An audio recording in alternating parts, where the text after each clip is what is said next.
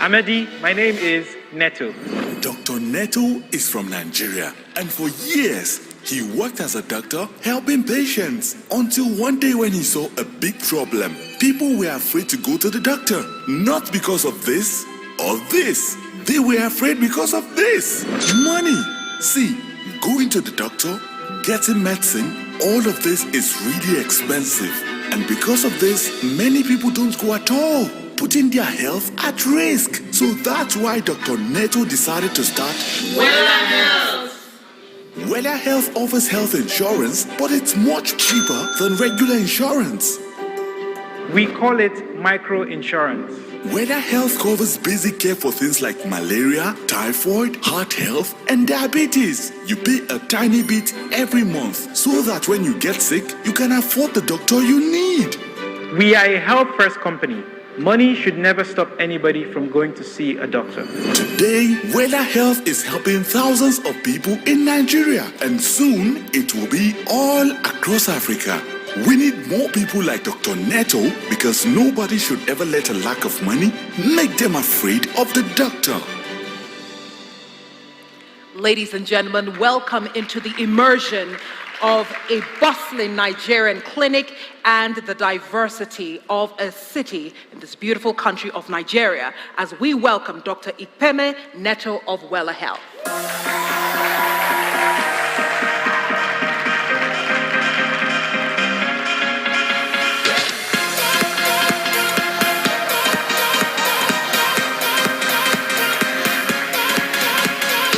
Doctor, hey, my hat. For you, go ahead. Thank you, Anita. Good morning. My name is Dr. Neto.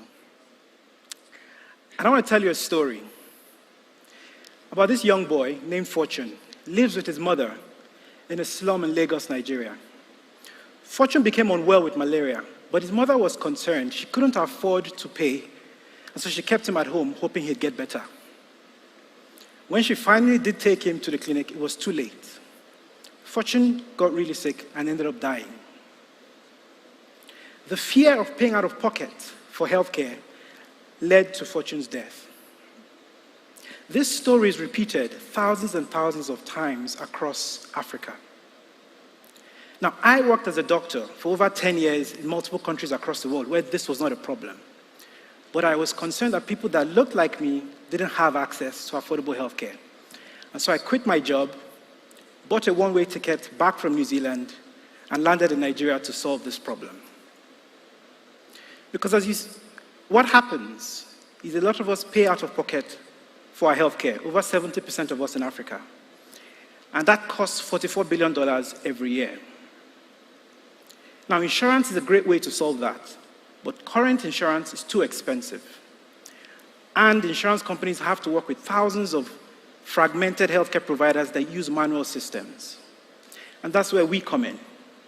We provide technology to help insurance companies innovate and provide really affordable healthcare plans that start at less than $1 a month. We cover common conditions such as malaria, typhoid, and provide cash payouts for hospitalizations. And we deliver it via a network of community pharmacies. And we make money from commissions, subscriptions, and service revenue. Now, patients have cheaper, better quality care. And the providers we work with grow their revenue, and we support them to improve quality. I'm particularly proud that we've impacted about 300,000 people since we started. We work with over 2,000 pharmacies, 25 insurance companies, and have paid out over $2.5 million to these pharmacies to help their businesses. Last year, we did just under $1 million in revenue, and are projecting over $6 million in the next few years, where we're going to be profitable. We're going to grow via landmark distribution partnerships we signed with a number of enterprises in Nigeria, and our goal is to scale across Africa and impact over 10 million people and be in every single African country. The vision that I'm building is one where nobody has to suffer because they don't have money to pay for their healthcare. Thank you.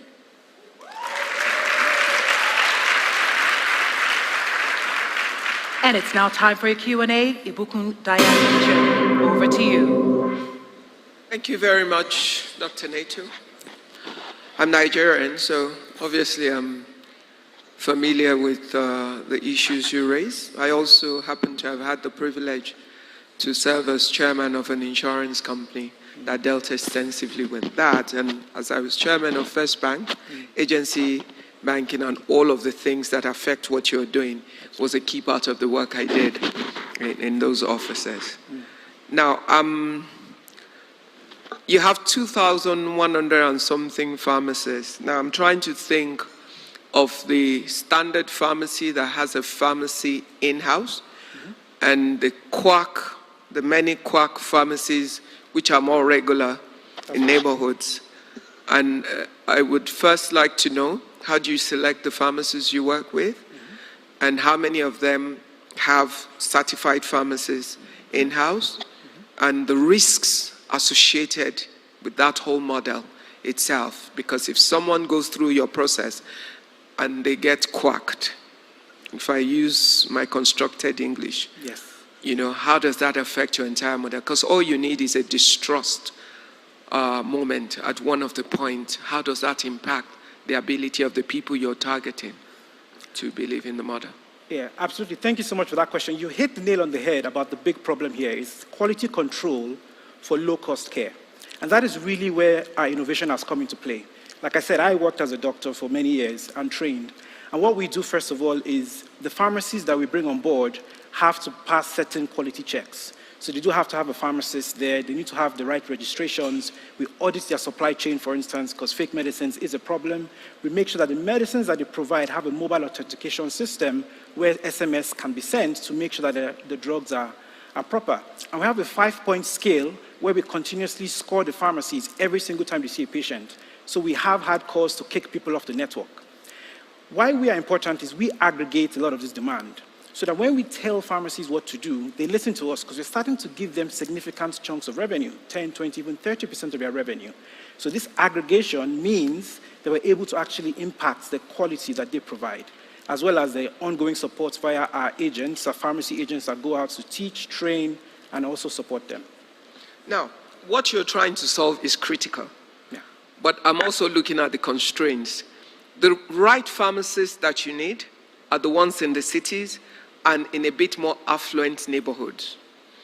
The bulk of the people that are your target customers are the ones who live outside of those regions, and they're usually in the neighborhoods where the kind of pharmacists that you need are not as readily available. So there's a mismatch. So I'm trying to get at how you're thinking of solving that problem. Otherwise, the largest number of people captured in your target market are not able to access what you're offering, even though it's a solution that they need. But the infrastructure is a challenge. Absolutely, yes. And again, that's what we're building, that infrastructure. So what we do, we have algorithms in place for conditions, for instance. So when somebody steps in, we've got support to the professional that's there. So if it's not a pharmacist, if it's a lower cadre, they're able to leverage the tools that we give them. So it's a mobile application. They're able to interact with, reports back to us, and we have a quality check as well with the customer when they go through that process. So it's algorithms, it's really live support that they can speak to, and ongoing quality audits and checks to ensure the quality is great. And actually, we recently got a grant from the Gates Foundation to extend this beyond just pharmacies that we know to chemists, which is really where the bulk of the market is. And we're starting to work with a lot of chemists to make sure that we're able to actually get to everybody. Thank you. Thank you, Dr. Neto. It's a brilliant idea. I think insurance penetration on the continent is the lowest globally.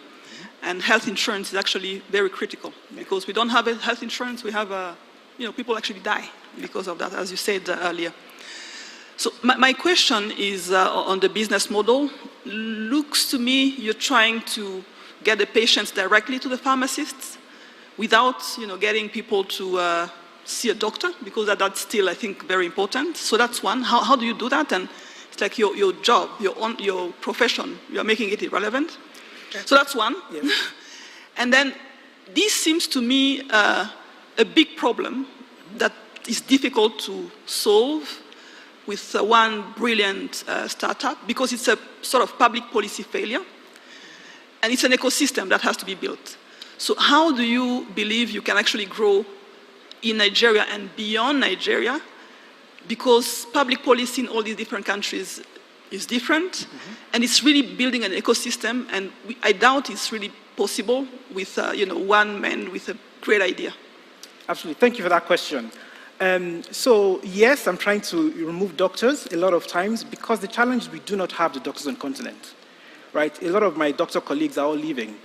I'm the exception. I returned, and I saw that there was a huge gap. And so the reality is that our patients, our people, don't have doctors anyway. So what I'm doing is actually helping them use the channels they already use. So if you look across Africa, the first port of call a lot of times is the local pharmacist or local chemist. Who's supporting them? Wellahealth is now.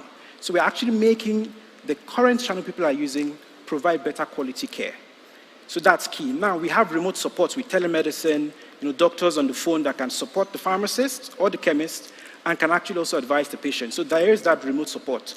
But the key thing is actually, the lower skilled healthcare worker, can we give them tools and support to provide great quality care? And we're answering that, with the work that we're doing. So yes.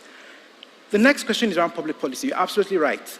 And so actually, at the start of this year, we launched a public care sector outfit. And so we actually work with 2 state governments in Nigeria because we know that it's really important to work with the state governments. So we are not kind of competing with them. We're actually building infrastructure to help them.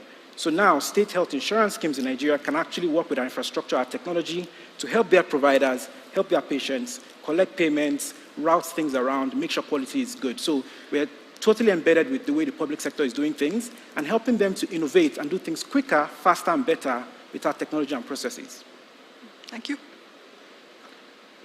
Hi, Dr. Neto. I have 2 questions, one about how your business works and the other one a little bit more personal. The first question, you are providing an insurance product, right? Which means that you are taking risk, insurance risk, underwriting that risk, because there's a subscription model where people pay a monthly fee or a fixed fee. And how do you manage that risk and how do you price the product? Yeah, thank you so much. So we are not an underwriter ourselves. We work with existing insurance companies. And then what we do is help them figure out the data they require to price the risk appropriately. Prior to us, people were very scared of doing retail. And Mr. Woshika will tell you that people don't really do retail health insurance because it's very difficult to really price the risk in. What we've done is enable that to happen. We've collected the data, we've gone out and done the work. We built the infrastructure to deliver that care really affordably. So if you compare to, say, if you went into the usual channel to, say, have a malaria claim done, it would cost you somewhere about, say, $20 to $25 even if you go to a high-end clinic.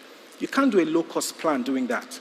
Using our own systems, we get it as low as $2 to $3 per episode. So that changes the economics of it. So we provide all this data and systems to the insurance company, and then we work with them to actually price the risk in. Now, our plans are capped in that we cannot pay out beyond a certain amount. And so once we know that, we're able to actually write policies or write plans that can be profitable. And then we don't take the risk ourselves, the insurance company does. So we just take a cut of the commission and the service fee as well. That's how we make money. And how many insurance companies do you work with? So we service 25 insurance companies, which is about half of the health insurance companies now in Nigeria. And we're underwriting with about 2 insurance companies. Okay. Yeah. Now, my second question. You talked about you were in New Zealand, right? And you saw this problem, and you were motivated to go back to try to provide a solution. Can you give a little bit more color around that decision? Was there a particular event or somebody talked to you? And when you made that decision, what do you say to your friends and family around in New Zealand? How do you really come to that decision? Yeah, everybody thought I was crazy, because like I said, most doctors were leaving and I was returning. But I think the turning point for me was, I was sitting in a clinic, sitting in hospitals, giving people really great care. And my mom back in Nigeria started to have challenges with her own healthcare.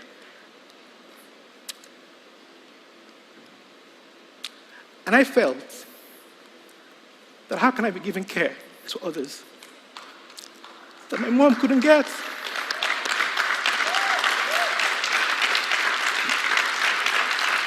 And all the money in the world, all the success anywhere else didn't matter if my mom and people that looked like me couldn't get great health care. And it was an easy decision to make, and I came back.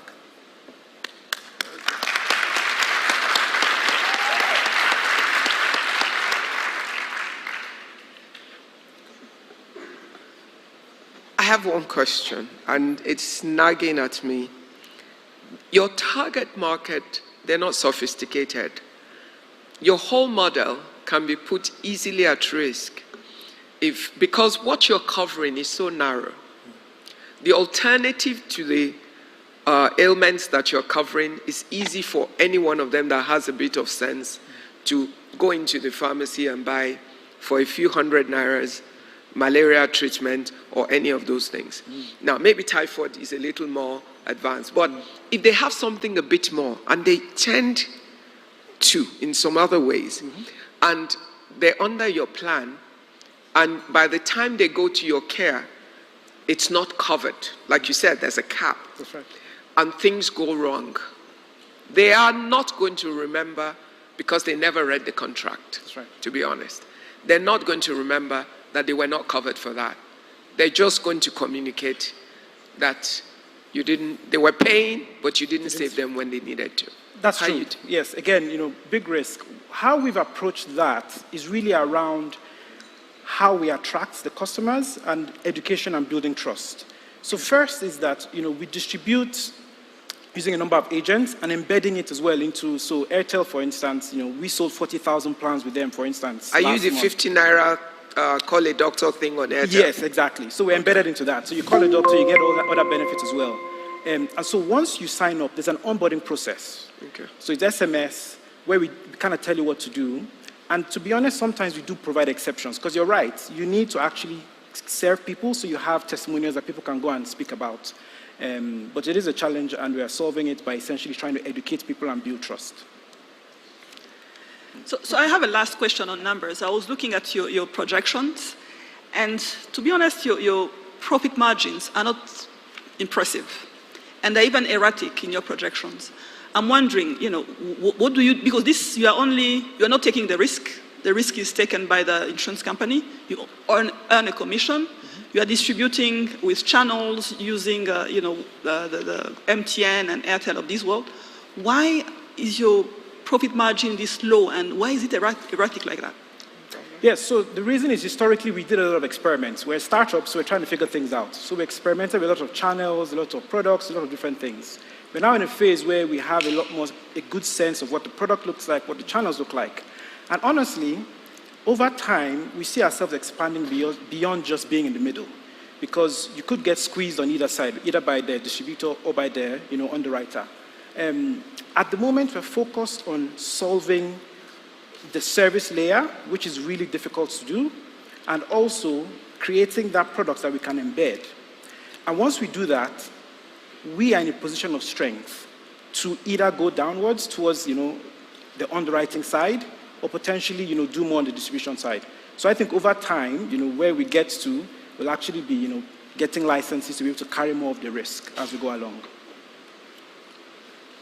Thank you.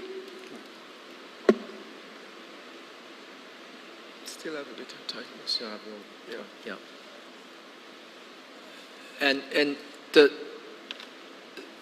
you have a multiple insurance products, but this micro insurance thing is quite interesting. Can you just talk a little bit more about that? Explain what that is. The micro insurance. Yeah. Yeah. So it's essentially bite-sized insurance. It's really affordable. So we can embed it into various channels. So you just pay a small amount. In some instances, it's 50 naira, which is something like 10 cents. So for that small payment, you get a certain cover. So malaria care, whenever you're sick, you go to a pharmacy near you, they do a test, and they give you drugs, and that's covered. You don't need to pay any more cash. So essentially, it's small payments that covers a basket of conditions that are common. How do the patients pay? How is it digital or? So it depends on the channel. So if it's via a telco, it's embedded into how they pay to the telco, so airtime, or it could be mobile money, or we also have agents as well that go around and collect cash. Thank you. Thank you.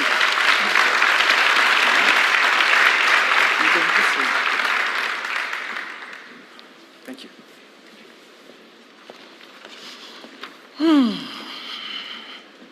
The ABH story can take you all the way up in laughter and bring you all the way down in tears, and that's the authenticity that comes with creating solutions to our problems. Talking about creating solutions